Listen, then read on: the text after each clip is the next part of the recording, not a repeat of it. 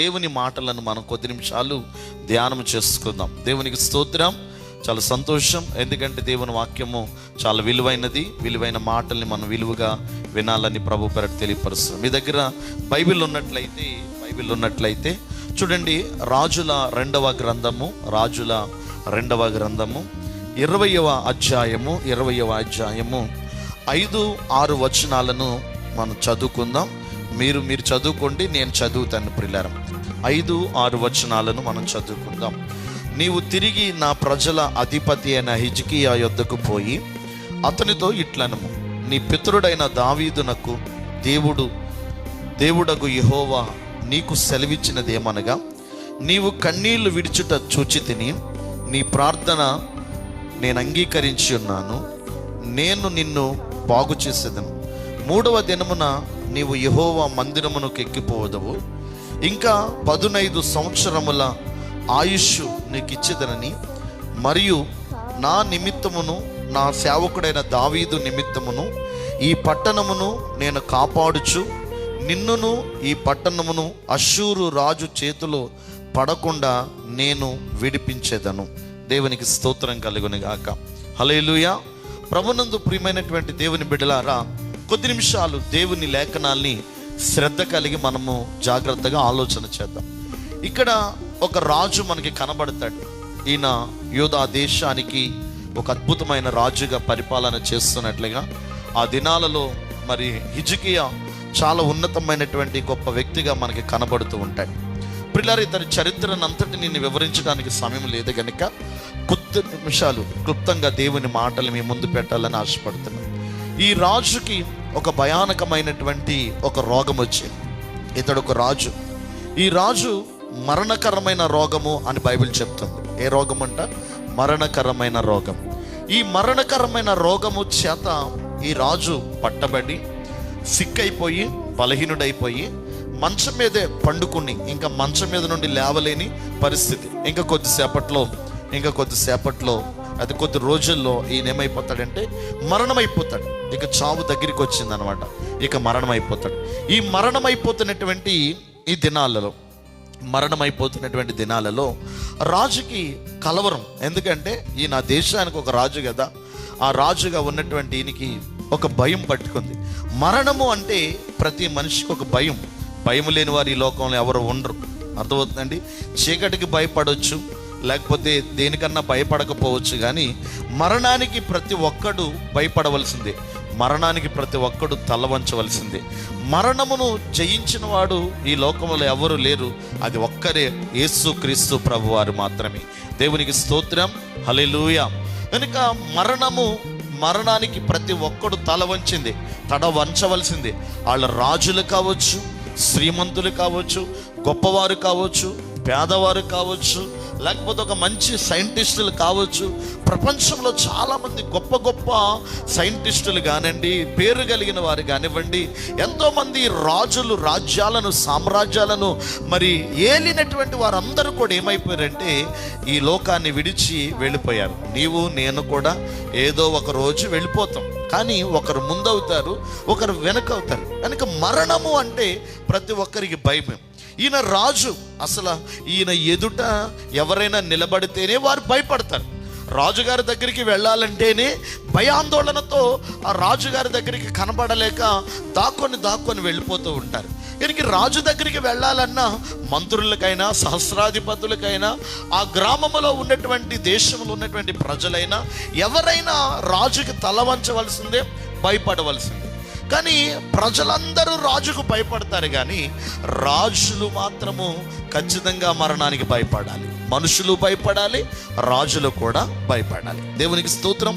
కనుక మరణం అంటే ప్రతి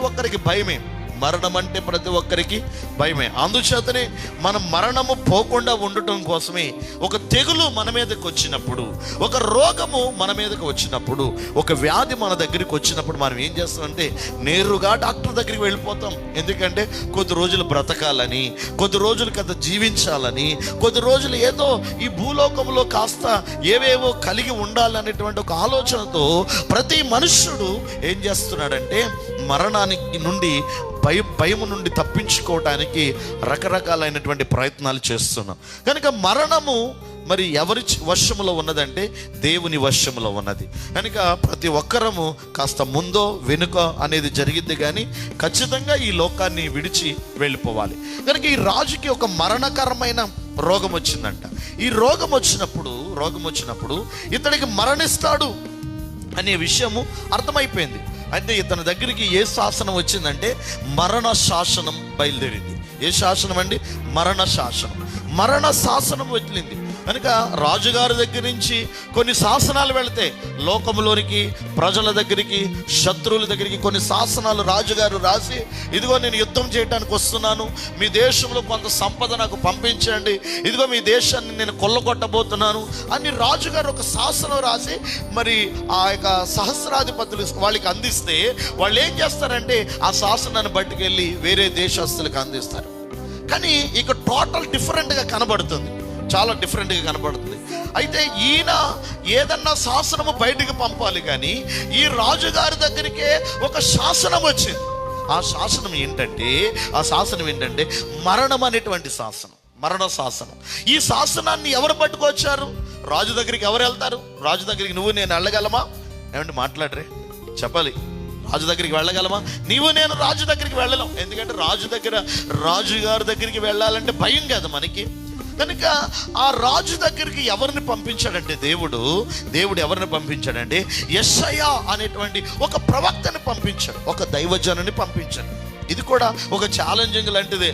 ఎందుకంటే ఆ దైవజనుడు కూడా మరి శాసనాన్ని పట్టుకొని వెళ్ళి రాజుగారికి ఇస్తే రాజుగారికి కొంచెం కోపం వస్తుందేమో కదా, ఎవరికి తెలుసు.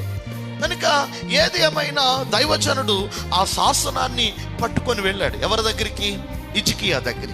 హిజ్కియా దగ్గరికి మరణ శాసనాన్ని పట్టుకొని వెళ్ళి, ఇదిగో హిజ్కియా రాజా, దేవుడు నాకు ఒక విషయాన్ని బయలుపరిచాడు, అది ఆయన నాకు దర్శనములో చూపించాడు. ఆయన నేరుగా నాతో మాట్లాడాడు. ఆ మాట్లాడినటువంటి మాట ఏంటంటే ఇదిగో నీవు మరణం అవుతావంట. నువ్వేమవుతావు?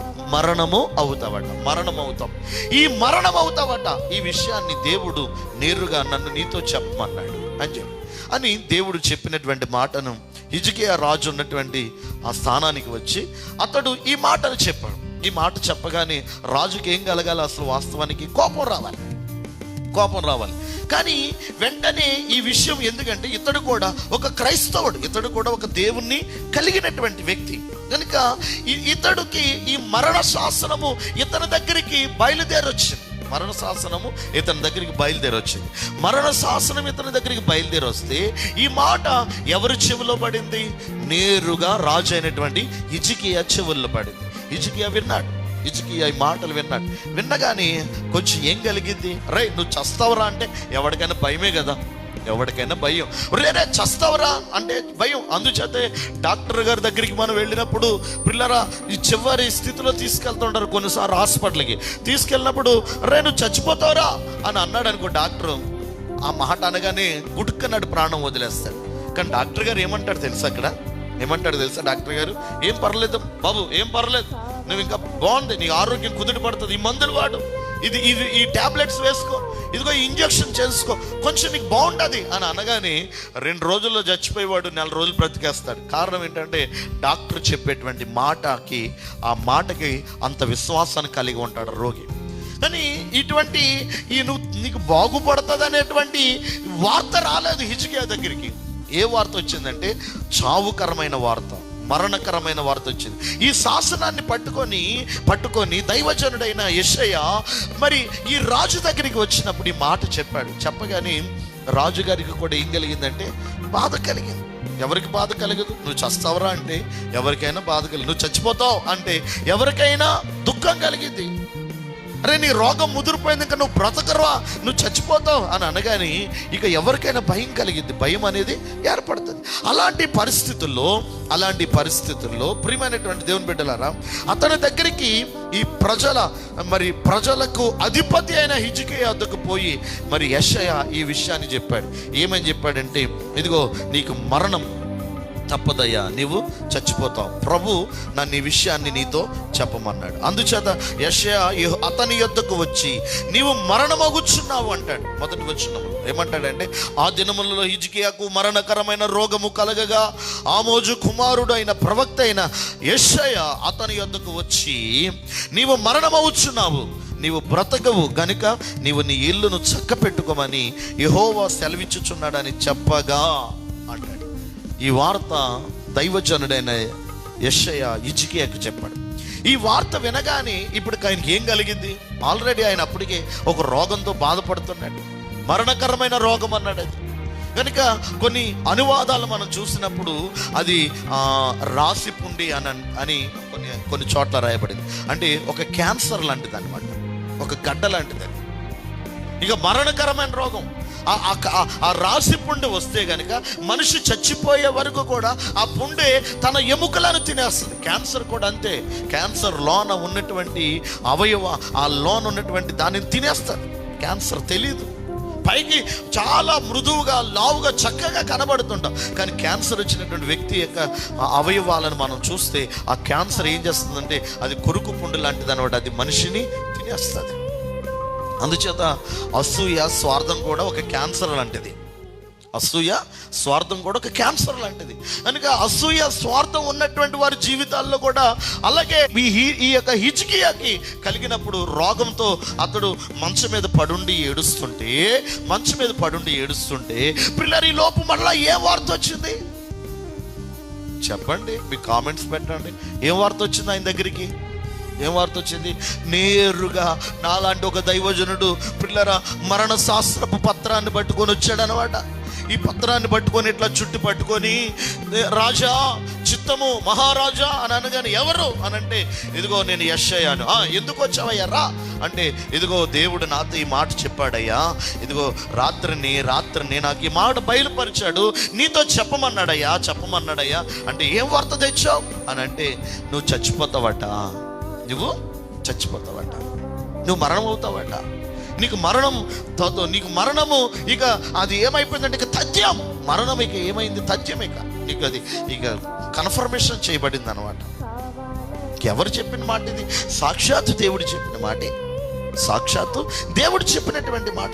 ఈ మాట అతని దగ్గరికి రాగానే ఇక చచ్చిపోతావు అని అనగానే ఇక అసలే రోగంతో ఉన్నాడేమో. ఈ మాట వినగానే ఇక ఆయనకి ఏం కలిగిద్ది చెప్పండి విశ్వాసులారా? ఆయనకి ఏం కలిగిద్ది అంటారు అసలు? చెప్పట్లేదు ఎవరు, కామెంట్ రాలేదు నాకు. ఇంకా ఏం కలిగిద్ది?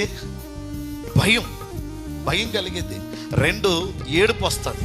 అవునా కదండి? భయం, లోన ఒక తెలియనటువంటి భయం, లోన ఒక వేదన, దుఃఖం, కన్నీరు. ఇక నువ్వు చస్తావురా, ఇక నువ్వు చచ్చిపోతావు. ఇక ఇదిగో హిజ్కియా, దేవుడే నన్ను పంపించాడు, నువ్వు చచ్చిపోతావట అని అనగానే అసలే ఆ రోగంతో బాధపడుతున్నాడేమో. ఈ వార్త వినగానే హిజ్కియాకి ఏం జరిగిందంటే ఇక గుండెలు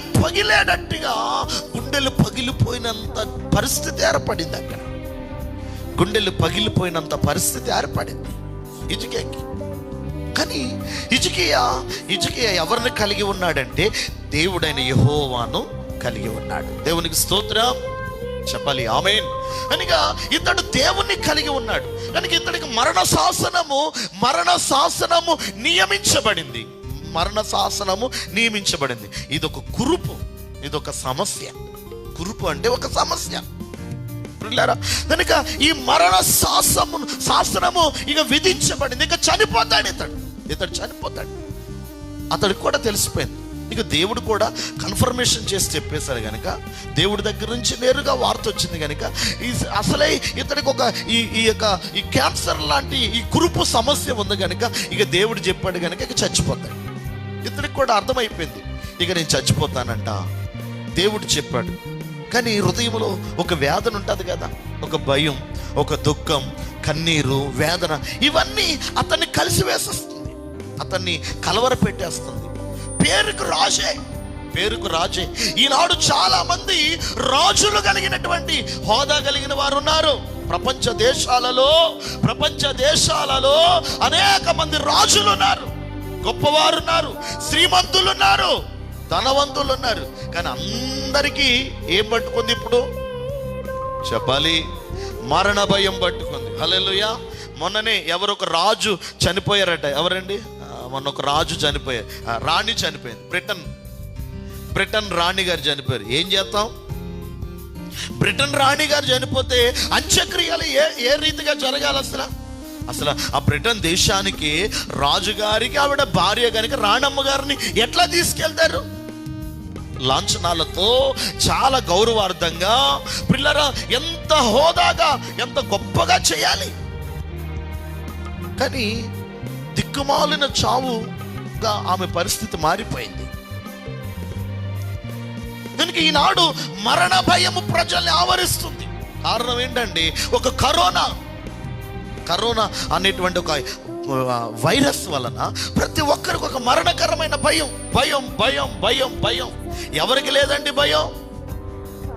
ఉద్యోగం చేస్తున్న పోలీసు డిపార్ట్మెంట్ వారికి భయమే. ఏం చేస్తాం? ఉద్యోగం చేయకపోతే మన ధర్మం కాదని పాపం వారు ఎండల్లో పడి వారికి ఎన్ని వాళ్ళు తిరుగుతున్నారే. డాక్టర్స్ చూడండి, నిత్యము 24 hours హాస్పిటల్లోనే ఉండి కదా వారు పరిచర్యలు చేస్తున్నారు. మరి వారికి భయం లేదా? భయం ఉంది. వైద్యం చేస్తున్న డాక్టర్లకే ఈ కరోనా వ్యాపించింది, నర్సెస్కి వ్యాపించింది. అందరికీ మరణ భయమే. నాకు మరణ భయం లేదు అన్న వాళ్ళు ఎవరన్నా ఉన్నారా? ఎవరు లేరు. అందరికీ భయమే. అయితే నేను ఒక ప్రశ్న వేస్తున్నాను. నువ్వు చనిపోయేలోపు నువ్వు ఎట్లాగా మరణిస్తావు? ఇవాళ కాకపోతే రేపు కాకపోతే ఇంకొక సంవత్సరం, ఏదో ఒక రోజు పోతాం, అందరం పోతాం. పోయే ముందు నీకు టికెట్ ఉందా? రక్షణ టికెట్ ఉందా నీకు? దేవుని రాజ్యానికి వెళ్ళటానికి నీకు స్వాతంత్రం కలిగినటువంటి హక్కుదారుడువేనా నువ్వు? నీకు హక్కు ఉందా? దేవుని రాజ్యానికి వెళ్ళటానికి హక్కు ఉందా నీకు? రక్షణ అనేటువంటి ఆ టికెట్ నీ దగ్గర ఉందా? నిన్నటి దినాన్ని కదా మనం విన్నాం. నోవాహు తన కుటుంబము వాడలోనికి వెళ్ళారు. అంటే వాడ రక్షణ కలిగించేది. వాడ ఏం కలిగిస్తుంది? రక్షణ. అందులోకి ఎవరు వెళ్ళారు? మనుషులకి 120 సంవత్సరాలు ప్రకటించాడు నోవాహు. 120 సంవత్సరాలు నోవాహు అయ్యా ప్రజలారా, ఇదిగో దేవుడు నన్ను వాడ తయారు చేయమన్నాడు. ఇదిగో ఒక ప్రచండ వర్షం కురుస్తుందంట, దేవుడు ఈ దేశాన్ని నాశనం చేస్తాడంట, ఇదిగో ఈ వాడలోనికి ఎక్కిన వారందరూ రక్షించబడతారు, ఇదిగో ప్రభు నన్ను ఈ మాట చెప్పమన్నాడంటే ప్రజలందరూ నోవాహుని హేళన చేశారంట. ఈనాడు దైవజనులు చెప్పే వాక్యాలకి, దైవజనులు బోధించేటువంటి బోధలకి హేళన చేసేటువంటి ప్రజలు కూడా ఉన్నారు. ఎంత చెప్పినా ప్రజలు వినకుండా ఆనాటి కాలంలో ఎలా ఉన్నారంట? పెండ్లికిచ్చుకొనుచు తినుటకును త్రాగుటకును ఆడుటకును లేచిరి ప్రజలు. ఈనాడు కూడా చాలా మంది అదే. అందుచేతనే మన ప్రభుత్వం వారు మంచి నిర్ణయం తీసుకున్నారు. ఎందుకంటే ఆదివారం చేపల మార్కెట్ నిండా ప్రజలు పడిపోతున్నారు. కరోనా మర్చిపోతున్నారు. చేపలు చూడగానే, చికెన్ చూడగానే కరోనాను మర్చిపోతున్నారు. మటన్ చూడగానే కరోనాను మర్చిపోతున్నారు. పిక్కును చూడగానే కరోనాను మర్చిపోతున్నారు. బీఫ్ను చూడగానే కరోనాను మర్చిపోతున్నారు. ఎవరు ఏ తిండి తింటే ఆ తిండి కోసం ప్రజలు ఏమవుతున్నారు తెలుసా? కరోనా రోగాన్ని కూడా మర్చిపోయి ఇదిగో ఇది మాకు దొరకదేమో అనుకొని పడిపోతుండే ప్రభుత్వానికి మళ్ళీ భయం వేసింది, కానీ తినేవాడికి భయం లేదు. దేవునికి స్తోత్రం. హల్లెలూయా. కనుక ప్రియమైనటువంటి దేవుని బిడ్డలారా, ఈ యొక్క 120 సంవత్సరాలు ఈ నోవాహు ఎంత ప్రకటించినా ప్రజలు ఏమవ్వారట? వినలేదట. ప్రజలు ఎందులో ఉన్నారో తెలుసా? తినుటకును త్రాగుటకును సుఖించుటకును ఆటలు ఆడుటకును పెండ్లి చేసుకున్నటకును పెండ్లికి ఇచ్చుకున్నటలోనే ఉన్నారు. కానీ అరే దేవుని వాక్యం ప్రకటించబడుతుంది, ఒక భయానకమైన విపత్తు రాబోతుందంట, ఒక రాకడ రాబోతుందంట, ఒక తీర్పు రాబోతుందంట. దానిలో నుండి తప్పించబడటానికే దేవుడు ముందుగా ఇదిగో మనకు ఒక వాడను సిద్ధపరిచాడు. ఆ వాడ ఈయన కష్టపడి చేశాడు. ఇదిగో ఆయన వాడ చేస్తున్నాడు, రాత్రి చేస్తున్నాడు, పగలు సువార్త ప్రకటిస్తున్నాడు, రాత్రి వాడ తయారు చేస్తున్నాడు, వారు కుమారులు తయారు చేస్తున్నారు. ఆయన మాట వినండి అని ఎంత చెప్పినా, మా మాట వినండి అని ఎంత చెప్పినా ప్రజలు వినలేదు. ఎంత చెప్పినా ప్రజలు వినలేదు. దేవుడు చూచాడు. నోవాహు ఎంత చెప్పినా వినలేదు. ఈనాడు ప్రపంచ దేశముల యొక్క క్షేమము కొరకు ఎంతమంది దైవజనులు ప్రార్థన చేస్తున్నారు. ఏమండి, ఎందుకంటే వాళ్ళకి అంత భారం దైవజనులకి? ఈనాడు ఎవడు బ్రతికితే వాడు, ఎవడు తింటే వాడు, ఎవడు కట్టుకుంటే వాడు, ఎవడికి ఉంటే వాడే అనేటువంటి భయానకమైన ఈ పరిస్థితుల్లో ఇలాంటి పరిస్థితుల్లో దైవజనులకి ఎంత భారం? ఎందుకు ఊరూరు ఎందుకు తిరుగుతున్నారు? మైకులు ఎట్టుకొని ఎందుకు తిరుగుతున్నారు? ఎందుకు గంటల తరబడి ప్రార్థన చేస్తున్నారు? నువ్వు త్రాగుబోతుడిగా ఉండొద్దని, వ్యభిచారిగా ఉండొద్దని, పాపాత్ముడిగా ఉండొద్దని, అన్యాయస్తుడిగా ఉండొద్దని, నువ్వు మంచి బ్రతుకుని కలిగి ఇది ఒక మంచి మార్గంలో నడిస్తే ఈ రక్షణ అనేటువంటి వాడలోనికి ఎక్కుతావని దైవజనుల్ని దేవుడు ఈ లోకంలో పంపించి నీకు బోధలు చేపిస్తాడు. ఈనాడు వినకపోతే నీకేంటి? వినకపోతే నష్టం నీకే, అంతే కదా. వింటే బాగుపడతావురా, వినకపోతే పాడైపోతారు అంటామా కదా? మనం అంటామా లేదా? చెప్పాలి, అంటామా లేదా? వింటే బాగుపడతావు, వినకపోతే పాడైపోతావు. ఈ మాట అనేది కూడా మనమే కదా. కనుక అందుచేత నువ్వు దేవుని మాటను విన్నట్లయితే ఇప్పుడు ఈ యొక్క హిజ్కియా రాజు దగ్గరికి మరణ వార్త వెళ్ళింది. ఏ వార్త వెళ్ళిందండి? సిస్టర్స్ వింటున్నారా? లైవ్లో వింటున్నారా? బ్రదర్స్ వింటున్నారా? మీ కామెంట్ ఏం రావట్లేదు. చాలామంది ఆ వాచింగ్లో ఉన్నారు కానీ కామెంట్ పెట్టట్లేదు. అంటే అర్థం ఏంటంటే మీరు నేను చెప్పే వాక్యానికి మీరు కామెంట్ పెట్టారు, వాక్యం మీరు వింటున్నారు అని నాకు అర్థమవుతుంది. దేవునికి స్తోత్రం, హల్లెలూయా. కనుక ప్రియమైనటువంటి దేవుని బిడ్డలారా ఆలోచన చేయండి.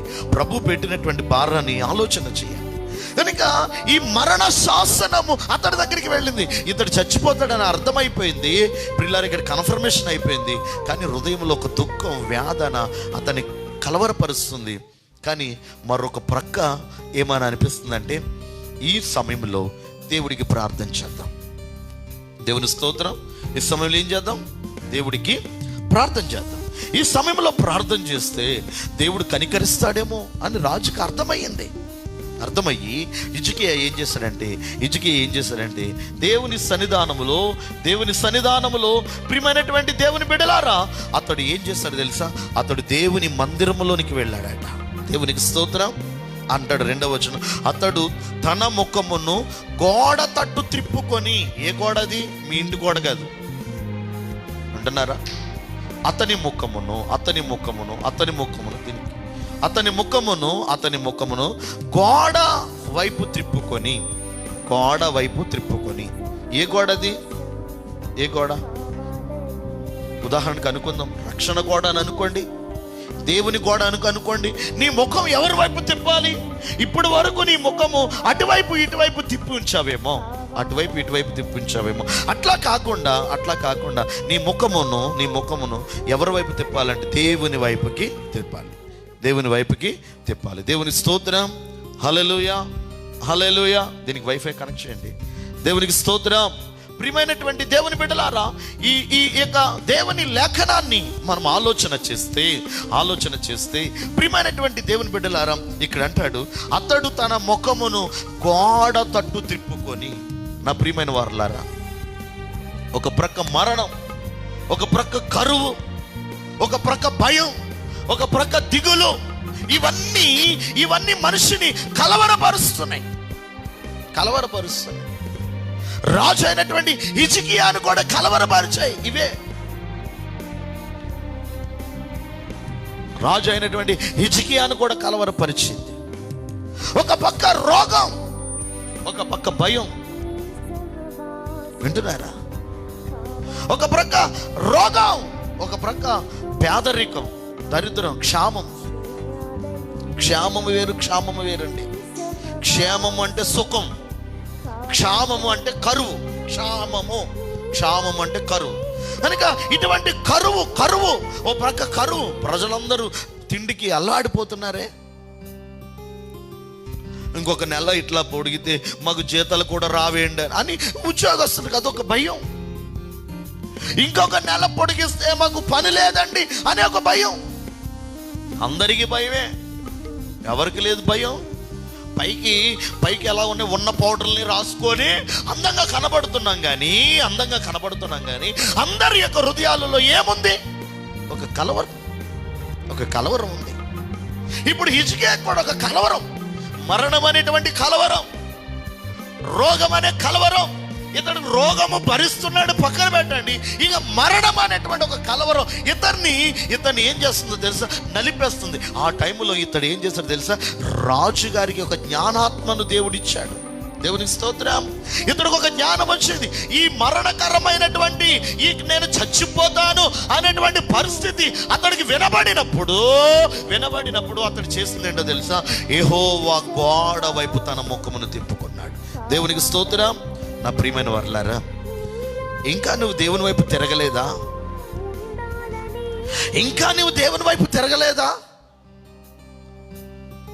ఇంత వాక్యం చెప్తున్నా, ఇంతగా దేవుడు నీతో మాట్లాడుతున్నా, ఇంతగా దేవుడు నీకు బయలుపరుస్తున్నా, నీ ముఖమును దేవుని వైపు త్రిప్పగలుగుతున్నావా? ఇంకా కూర్చున్న చోట నుంచి లేకవా? ఇంకెప్పుడు అదే బ్రతుక, అదే పాట, పాడిందే పాట, పాసనోళ్ళ దాస్ అన్నట్టు ఇంకా అదే జీవితమా, అదే బ్రతుక. ఇక దేవుని వైపు తిరగవా? ఓ ప్రక్క మరణము తరిముకొస్తుంది.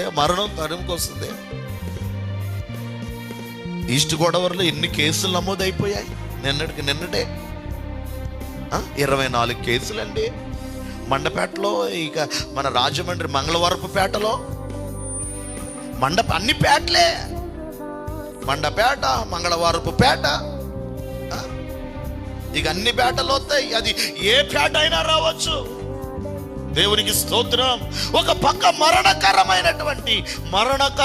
మరణకరమైనటువంటి పరిస్థితులు నువ్వు ఎదుర్కొంటున్నావు కదా.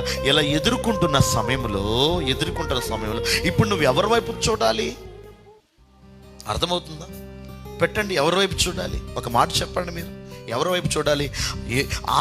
ఆ టైంలో అతడి పరిస్థితుల్లో అతడు ఎవరి వైపు చూచాడో తెలుసా? అతడు తన ముఖము. Note this point. అమ్మా, వింటున్నారా సిస్టర్స్? చెప్పాలి, ఈ మాట చెప్పాలి. మీరు వింటే ఆ మాట మీరు మెన్షన్ చేయాలి అక్కడ. మీరు వింటున్నట్లయితే ఏమంటున్నాడు? తన ముఖమును. అప్పటి వరకు తన ముఖం ఎటుంది? వెనక్కుందేమో. నువ్వు కూడా అట్లానే ఉన్నావేమో. దేవుడంటే లెక్క లేకుండా, దేవుడంటే గౌరవం లేకుండా, దేవుడంటే ఇష్టం లేకుండా ఎన్ని చెప్పినా నువ్వు వెనక్కే చూస్తున్నావేమో, ఇంకా లోకంలో చూస్తున్నావేమో. దిగవైక, కూర్చున్న కుర్చీలోంచి దిగవైక నువ్వు అంటే మోకరించవా? రాజు తన సింహాసనం దిగిపోయాడు. గమనించాలి. అతడు కూర్చున్న సింహాసనాన్ని దిగి ఎక్కడికి వెళ్ళాడు అంటే అతడు ఎవరు? రాజు ఎవరి వైపుకి వెళ్ళాడు? ఎక్కడికి వెళ్ళాడంటే దేవుని మందిరానికి వెళ్ళాడు. దేవునికి స్తోత్రం. ఎక్కడికి వెళ్ళాడు? దేవుని మందిరానికి వెళ్ళాడే.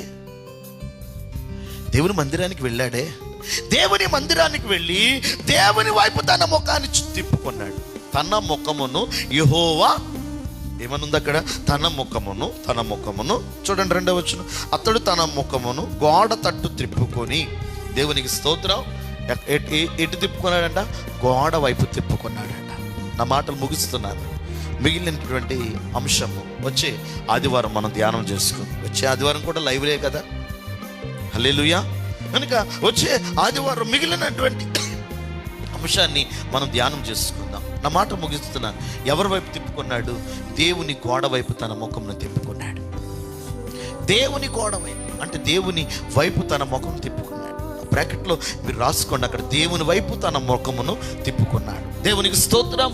కనుక నీవు దేవుని వైపు తిప్పుకుంటే, దేవుని వైపు నీ ముఖాన్ని త్రిప్పితే, దేవుని వైపు నీ ముఖమును త్రిప్పగలిగితే, నా ప్రభు నీకు కృప చూపిస్తాడు కదా. నా ప్రభు తన కనికరాన్ని ఇస్తాడు కదా నీకు. నా ప్రభు తన సహాయాన్ని నీకు చేస్తాడు కదా. ఇలాంటి క్లిష్ట పరిస్థితుల్లో ఒక ప్రక్క మరణము, ఒక ప్రక్క తెగులు అనేటువంటి మరణం, ఒక పక్క పేదరికం, ఎక్కడికి వెళ్ళలేని పరిస్థితులు, ఎవరిని చూడలేని పరిస్థితులు, ఎవరితో మాట్లాడలేని పరిస్థితులు, ఎవరితో సహవాసం చేయలేని పరిస్థితులు, ఇలాంటి భయానకమైన పరిస్థితుల్లో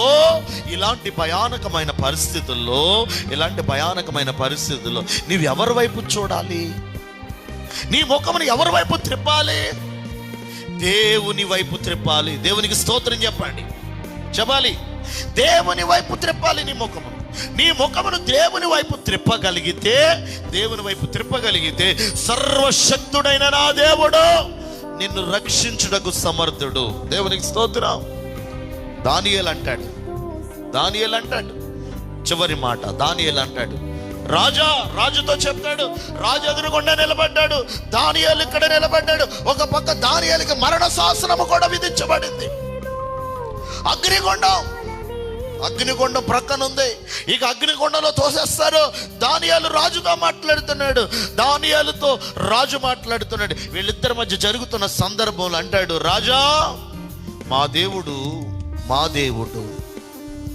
మండుచున్న ఈ అగ్నిగుండములో నుండి తప్పించడానికి సమర్థుడు. స్తోత్రం. ఇలాంటి భయానకమైన ఈ పరిస్థితుల్లో నుండి, ఈ మరణకరమైన పరిస్థితుల్లో నుండి, ఈ అగ్నిగుండములో నుండి, ఈ చావు నుండి తప్పించడానికి మా దేవుడు సమర్థుడు. ఒకవేళ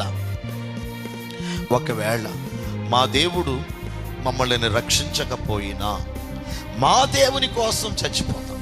స్తోత్రం. మా దేవుని కోసం, మా దేవుడు మండుచున్న వేడిమి కలిగినటువంటి ఈ అగ్నిగుండములో నుండి తప్పించడానికి మా దేవుడు సమర్థుడు.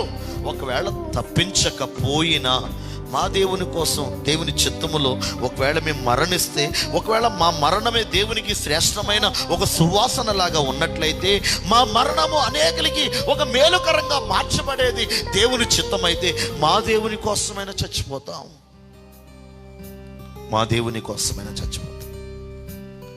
ఒకవేళ ఆ ముగ్గురు చచ్చిపోతే, అగ్నిగుండంలో పడవేయబడిన ముగ్గురు ఒకవేళ చచ్చిపోతే, వారిని బట్టి ఎంత ఉద్యమం లేపబడుతుంది.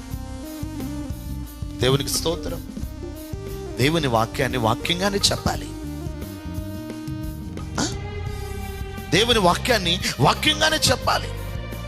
మనకేదో కొత్త తలంపు వచ్చిందని పిల్లలు కొత్త విషయాలు మనం చెప్పేస్తే అది వైరల్ అవుతుంది. కానీ దానివల్ల ఎవడు మారతాడు?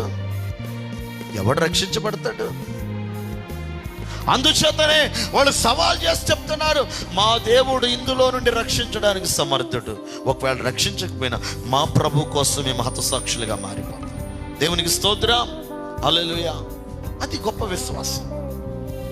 కనుక మన దేవుడు మన పరిస్థితుల నుండి విడిపించగలడు. ఆయన కనుక నీవు నీ పరిస్థితుల నుండి ఆయన నిన్ను విడిపించాలి అంటే నువ్వేం చేయాలి తెలుసా? ముందు నీ కుర్చీ దిగాలి, నీ హోదా పక్కన పెట్టాలి, నీ డిగ్రీ పక్కన పెట్టాలి, నీ చదువు పక్కన పెట్టాలి, నీ టాలెంట్ పక్కన పెట్టాలి. ఇప్పుడు టాలెంట్లు, డిగ్రీలు, హోదాలు, ఉద్యోగాలు, కుర్చీలు రక్షించవు. ఇజికియాకే అర్థమయ్యింది కదా, నీకెందుకు అర్థమవుదా? ఇజికియాకే అర్థమయ్యి తన సింహాసనాన్ని, తన కుర్చీని దిగి నేరుగా దేవుని మందిరానికి వెళ్ళి దేవుని బలిపీఠం దగ్గర పడి ఏడ్చి ప్రార్థన చేస్తున్నాడు. నువ్వెందుకు ప్రార్థన చేయవు? నువ్వెందుకు దేవుని వైపు తిరగవు? నువ్వెందుకు దేవుని దగ్గరికి రావు? ఇంకా దిగవా? నీ హోదాలో నుండి, నీ పేరులో నుండి, నీ గర్వంలో నుండి, అందులో నుండి దిగి ఆయన వైపు తిరగండి. ఆయన వైపు తిరగండి. హిజ్కియా తన సింహాసనాన్ని, తనకున్న గొప్పతనాన్ని, తనకున్న హోదాని అన్నిటినీ విడిచిపెట్టి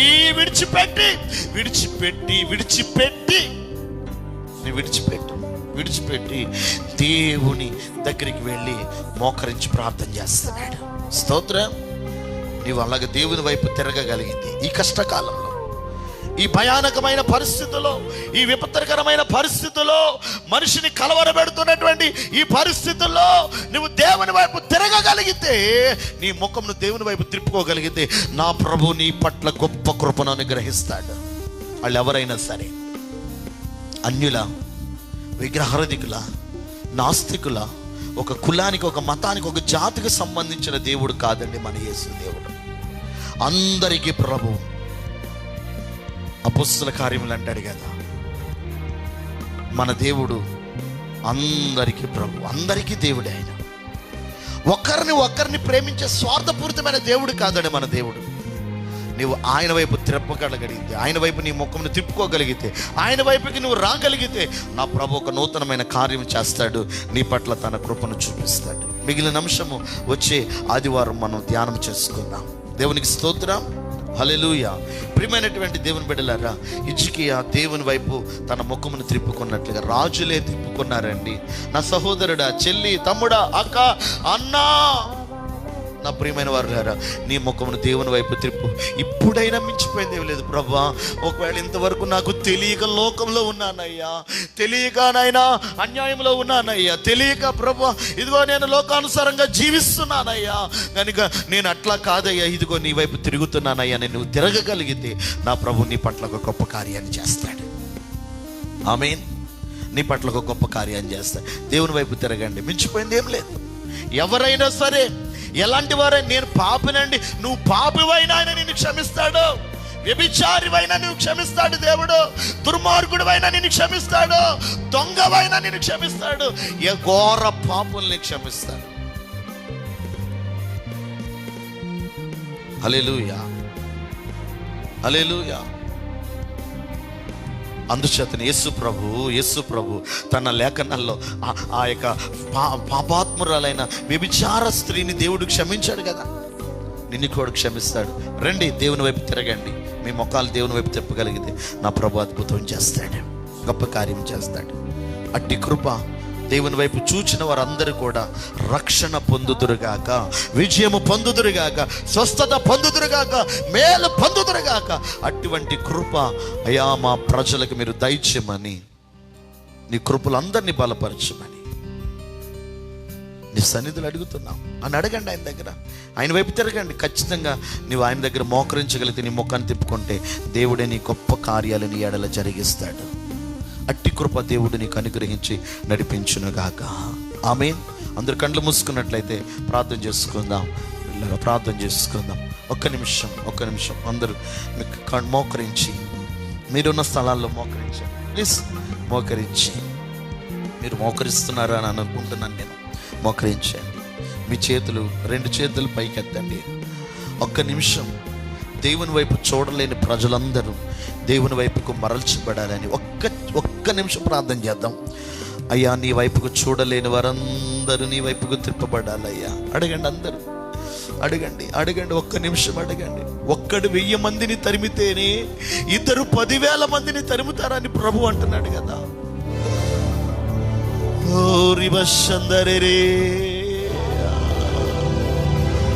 దేవా,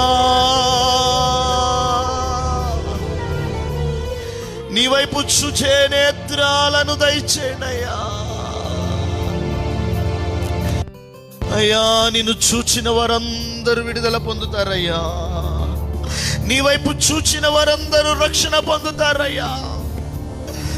ఆనాడు నోవహు మాట విని అందులోకి వెళ్ళినటువంటి నైనా ఆ కుటుంబమే రక్షణ పొందినట్లుగా మా ప్రపంచ దేశాలలో ఉన్నటువంటి ప్రజల కొరకు చేతులెత్తి, అయ్యా, నాశనం అయిపోతున్నటువంటి ప్రజల కొరకు చేతులెత్తి ప్రార్థిస్తున్నామయ్యా. దైవమే,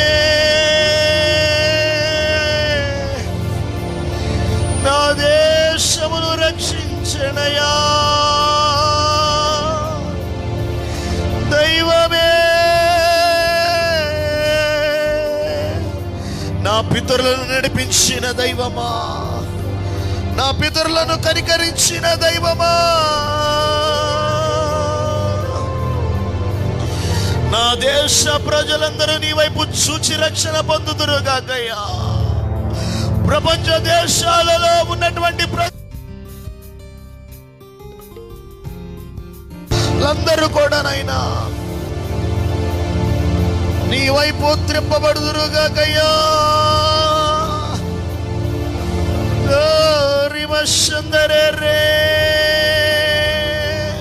అడిగిదామా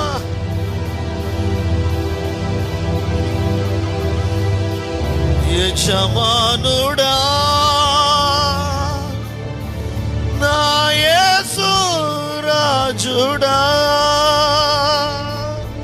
తలంపులెలా నా తపనయంత నీ చిత్తం చేయుటయే.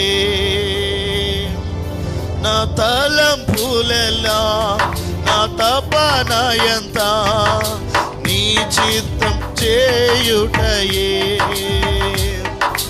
యజమానుడా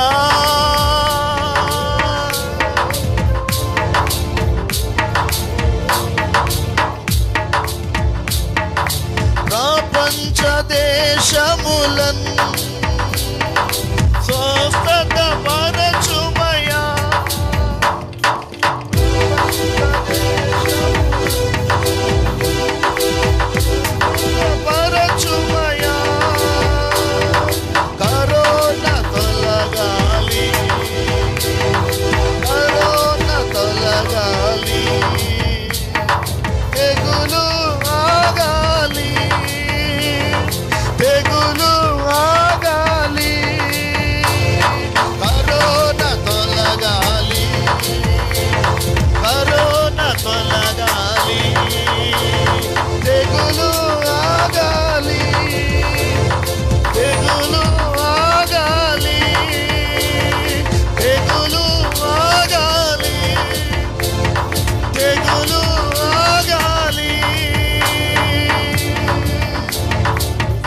ప్రార్థన చేసుకుందాం.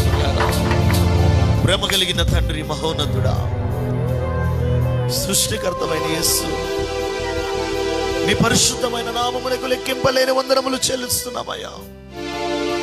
ఆనాడు హిజ్కియా మరణకరమైన రోగం అతనిని వెంబడించినప్పుడు హిజ్కియా దగ్గరికి ప్రవక్త అయిన యెషయా వచ్చి, నైనా నువ్వు మరణిస్తావు అనేటువంటి వర్తమానమును చెప్పగానే గుండె పగిలిన వాడిగా మారి, నా పరిస్థితి ఇంత దారుణంగా దిగజారిపోయిందని ఎరిగి ఆ భయానకమైన పరిస్థితుల్లో, మరణకరమైన పరిస్థితుల్లో, దిక్కు తోచని పరిస్థితుల్లో, చావే శరణం అనుకున్న పరిస్థితుల్లో, గత్యంతరము లేక, అవకాశము లేక, ఏం చేయాలో తెలియనటువంటి ఆ భయానకమైన పరిస్థితుల్లో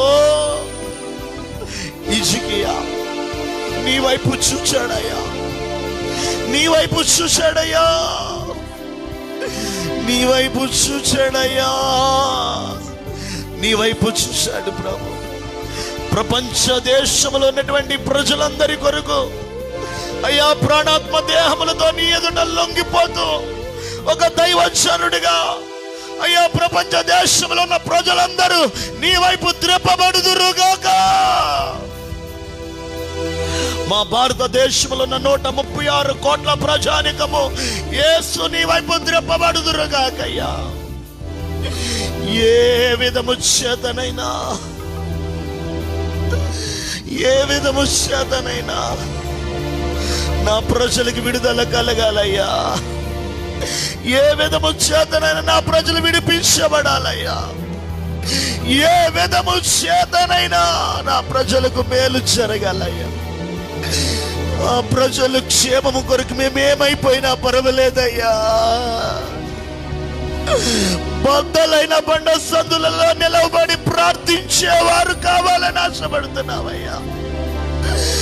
అయ్యా, ప్రపంచ దేశముల కొరకు ఎంతో మంది దైవజనులు, మాకు లాంటి ఎంతో మంది దైవజనులు, మాకులాంటి విశ్వాసుల వల్ల అనేక మంది విశ్వాసులు నాయన వారి ఎండ్లలో కన్నీరు కార్చి ఈ భయానకమైన పరిస్థితుల నుండి ప్రజలు విడిపించబడాలని ప్రార్థనలు చేస్తున్నారయ్యా.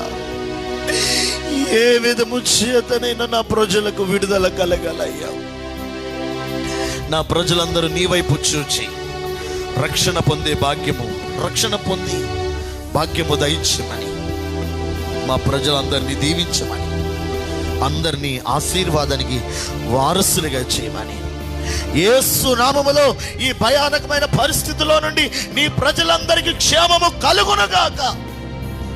నీ కార్యాలు జరిగించి మేలుతో నింపమని, కృప చూపించమని, యేసు ప్రపంచ దేశాలకి నేను సదా తోడైంది నడిపించి ఆశీర్వదించునుగాక. ఆమేన్, ఆమేన్. యేసు రక్తమే ప్రభు, యేసు రక్తమే, ప్రభు యేసు నామకు సంపూర్ణ విజయము కలుగునుగాక. ఆమేన్, ఆమేన్. అందరికీ వందనాలు. ప్రభు మిమ్మల్ని బహుగా దీవించునుగాక. అలాగే లైవ్లో వీక్షించిన మీ అందరికీ ప్రభు అయినటువంటి యేసుక్రీస్తు నామములో చాలామంది బయట వారు కూడా చూశారు. వారు కూడా ప్రభు పేరిట ప్రత్యేకమైన వందనాలు నేను తెలియపరుస్తున్నాను. ఈ యొక్క కార్యక్రమం మీకు ఆశీర్వాదకరంగా ఉన్నట్లయితే అనేకులకి దీన్ని షేర్ చేయండి, లైక్ చేయండి, ఈ కార్యక్రమం కొరకు ప్రార్థన చేయండి. ప్రతిరోజు మన ప్రపంచ దేశాల కొరకు, కరోనా కొరకు మనందరం దైవజనరాలు నేను ప్రతిరోజు లైవ్లో ప్రార్థన చేస్తున్నాం. 11 గంటలకి లైవ్లో మీరు అందరూ వీక్షించండి, అనేకులకి తెలియపరచండి. అందరం కలిసి ప్రార్థించేద్దాం. దేవుడే తన కృపను మన మీద అనుగ్రహిస్తాడు. ఆమేన్, ఆమేన్.